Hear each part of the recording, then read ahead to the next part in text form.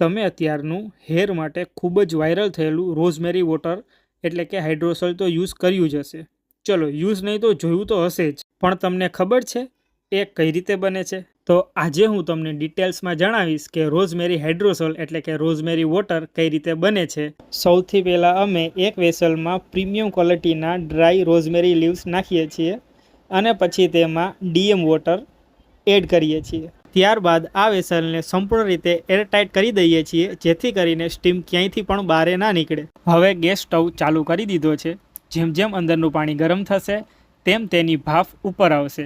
ઉપર આ બે પાઇપથી સતત ઠંડુ પાણી ફરતું રહે છે, એટલે આ ભાફ ઠંડી થઈને ફરી પાણી બની જશે અને ધીમે ધીમે આ બોટલમાં ઓરિજિનલ રોઝમેરી હાઇડ્રોસોલ કલેક્ટ થશે. હવે લગભગ 1 કલાક પછી રોઝમેરીનું હાઇડ્રોસોલ નીકળવાનું શરૂ થઈ ગયું છે. આ રોઝમેરી હાઇડ્રોસોલની સાથે ખૂબ જ ઓછા પ્રમાણમાં રોઝમેરીનું એસેન્શિયલ ઓઇલ પણ નીકળે છે. આ બોટલની નીચે મેં લાઇટ રાખી છે, એટલે તમે ઉપર ડાર્ક કલરનું ઓઇલ જોઈ શકો છો. અમે 1 કિલો રોઝમેરીમાંથી માત્ર 3 જ લીટર પ્રીમિયમ હાઇડ્રોસોલ લઈએ છીએ.